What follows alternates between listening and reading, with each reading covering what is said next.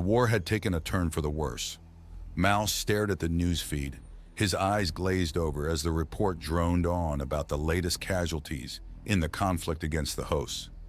The coalition's victory over the self-proclaimed Angel of Death should have been a cause for celebration, but Mal couldn't muster the energy to care. Exhaustion weighed heavily on his shoulders, the result of countless sleepless nights spent grappling with the horrors of the war. He tore his gaze away from the screen and motioned to the bartender, a man named Rich who had become a familiar face in this neon-soaked dive. Rich approached, his hands busy with the methodical cleaning of a glass, a ritual that seemed to offer a fleeting sense of normalcy amidst the chaos. "What can I get for you, Mal? The regular?" Rich asked, his voice cutting through the haze of Mal's thoughts.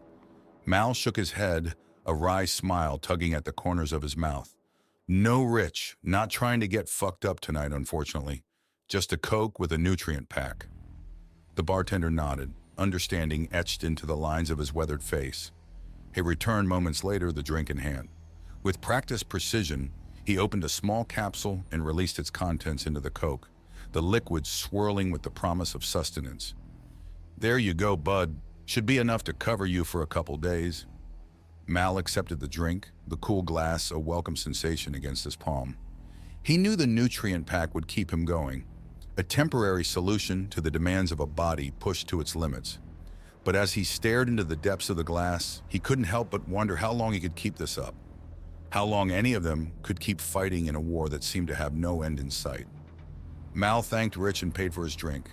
As he opened the door to leave, the sudden roar of cheering crowds and music flooded the bar. Mal cursed at the loud noise.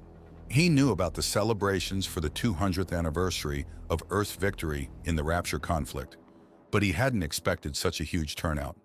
He lit a cigarette and watched a giant inflatable soldier pass overhead. Holographic letters formed the words, "Celebrating 200 years of human victory, and buy war bonds. Each bond gets us one victory closer to God." The ad was followed by a cartoon of God being held at the neck by a soldier in an exosuit.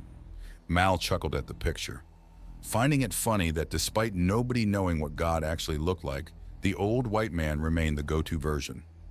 Mal took another long puff from his cigarette and sat down at a large open-air theater. A documentary about the Retribution War was airing. Mal had seen it before, but the scenes of the Angels' great slaughters at the start of the war still made his blood run cold. The Angels had arrived in great golden ships on March 15, 2122, smiling and bringing good news. Mal's grandfather had always told him about the grim events. The Angels used their religious influence to gather hundreds of millions, if not billions, of faithful people to open meeting zones worldwide. Suddenly, without warning, they slaughtered them like cattle. The world watched in shock. The military response was slow at first because the Angels had positioned themselves over large population and transit centers. Any major response would likely result in many civilian deaths. The genocide lasted for several weeks and killed an estimated 2.1 billion people. As the initial shock faded, humanity finally began to fight back. Luckily, the angelic forces had mainly focused on Europe, China, Saudi Arabia, and South America. They left the United States and Russia, the world's two biggest military powers, mostly untouched in the early stages of the war. Researchers later found out that the angelic host was acting on information from the late Renaissance, a costly mistake that gave humanity much-needed time. At first, human armies were destroyed. Despite having little in the way of an air force, the angelic host easily controlled the sky and easily beat back all normal attacks. For the most part, the host treated the resistance as a small threat and continued with their pointless killing. As the war went on, human researchers and strategists gradually found weaknesses in the seemingly unbeatable host legion. Meanwhile, thanks to advances in propulsion made possible by the Canny Drive before the war, space-based naval production on colonies all over the solar system gradually began to catch up to and eventually surpass Earth's output. Military strategists quickly saw that angelic tactics were short-sighted and basic, clearly designed for a more primitive enemy. Angelic planners had not counted on how quickly humanity would progress since the 17th century.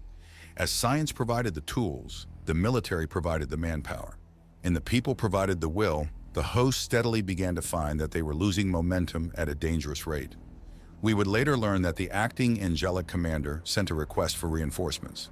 However, relief was not planned for another century, a mistake that would cost them dearly. Perhaps the greatest human advantage, however, was our ability to reproduce quickly. While angelic numbers slowly decreased, human numbers skyrocketed not only on Earth, which was in the middle of a full-blown genocide, but on the outer colonies as well. Luckily, Angelic Command had not expected or even known that humanity had progressed far enough to have colonies on other planets in the solar system. The colonies remained untouched throughout the war and provided invaluable manpower and raw materials, as well as safe staging grounds for counter-operations off Earth. Finally, on June 29, 2236, a prototype antimatter bomb destroyed one of the great host ships, killing hundreds of thousands of angels. Humanity had its first major victory, and soon after, 3 more angelic ships were destroyed. Finally, 3 months later, on September 21, 2236, the acting host commander, Malik, surrendered.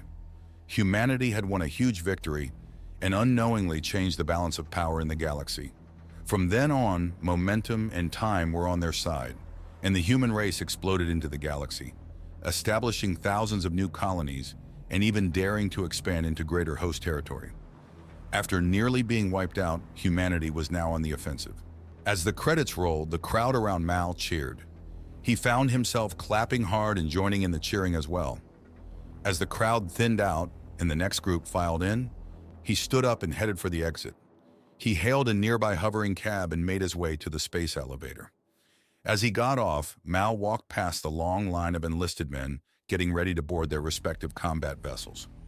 After showing his ID to the guard, he boarded a waiting shuttle. An armed guard flanked by 2 of the latest model FX combat droids ushered him in. "Good afternoon, Lieutenant. What's your destination?" the guard asked. "Dock 17, Mal replied. The shuttle landed next to a sleek black ship covered in a honeycomb-patterned shielding. Above the boarding door was a small plaque that read, Office of Naval Intelligence Corvette Zerswer Olem B. Desig, Reaper.